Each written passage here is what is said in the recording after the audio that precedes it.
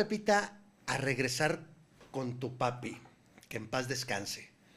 Descubres todo esto y le quieres dar una mejor calidad de vida. ¿Cómo fue? ¿Cómo fue ese proceso? ¿Sí se dio? ¿Sí se logró aún el problema que tenía? Fíjate que yo creo que nos tardamos en saber el diagnóstico porque un deterioro cognitivo empieza poco a poco. Cuando nosotros ya nos dimos cuenta, el geriatra nos dijo, ya para cuando te das cuenta que es muy, muy evidente, ya tienes como 8 años con el problema. Y yo, órale. Entonces empiezas haciendo cosas que nosotros lo atribuíamos a otra situación que estábamos viviendo en la familia y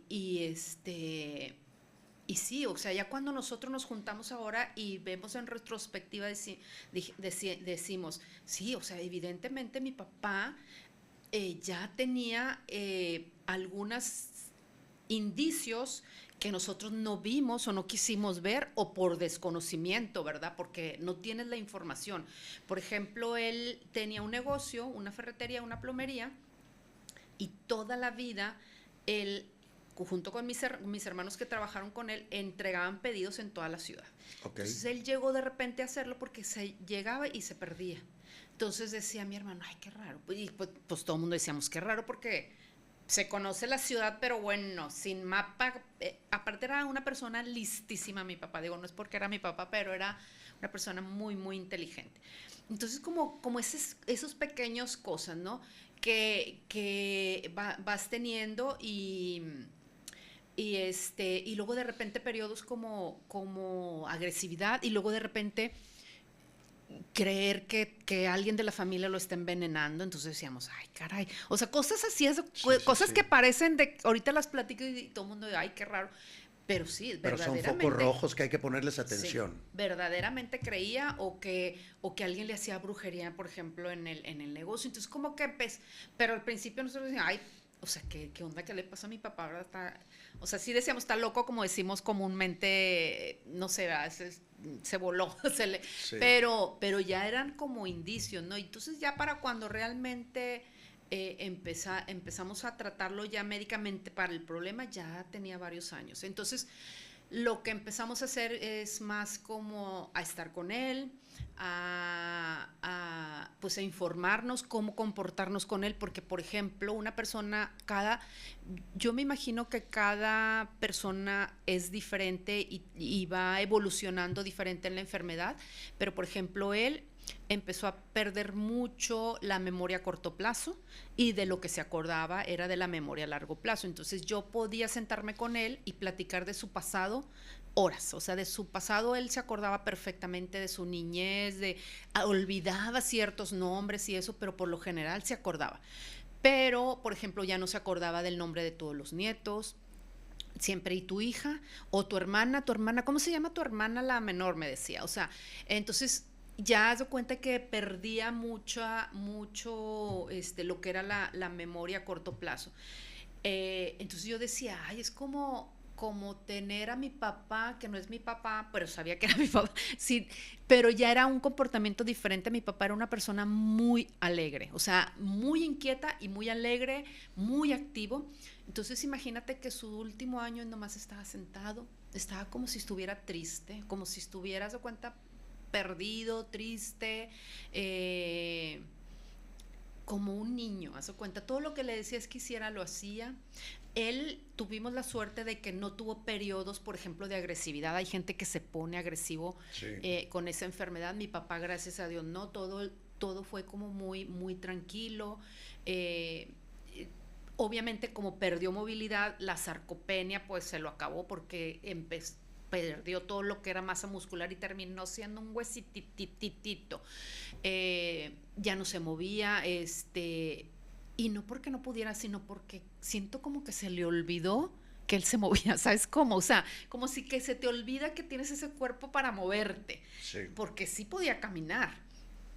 Pero haz de cuenta, viven enfrente de un parque, íbamos al parque, lo hacíamos caminar un ratito, pero él veía una banca y se sentaba. Entonces, sí, ya fue al final como mantener más su calidad de vida.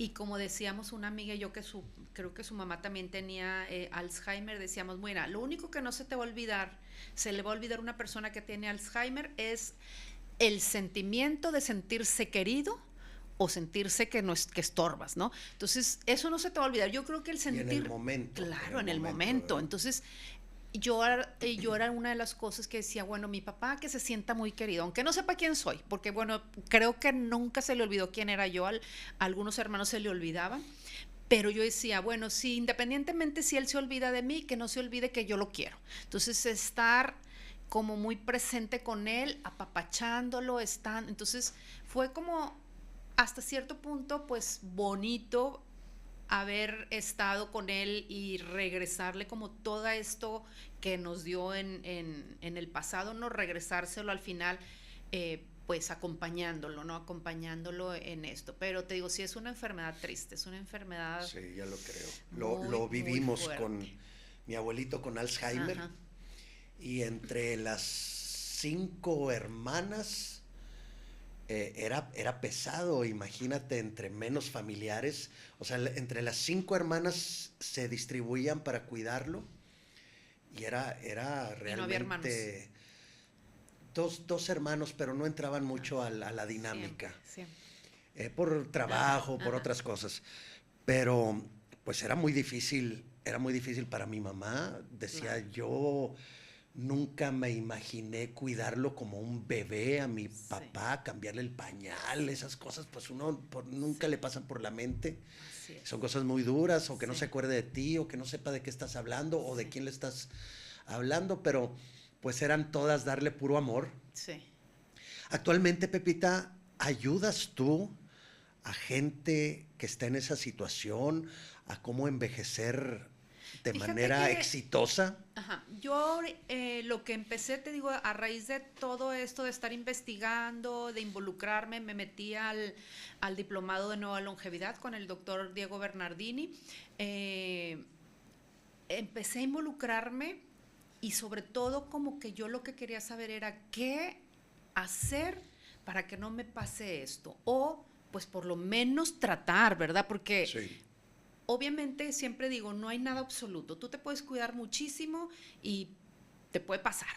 O como no te puedes cuidar nada y puedes vivir sano toda tu vida. O sea, son esas cosas que te juega la vida. Pero la estadística te dice que si haces ciertas cosas, pues van a suceder, vas a tener estos resultados, ¿verdad? Sí. Hay que movernos con las estadísticas. Entonces, lo que yo he aprendido en esto de la longevidad, de la vejez y todo, es que los hábitos son clave.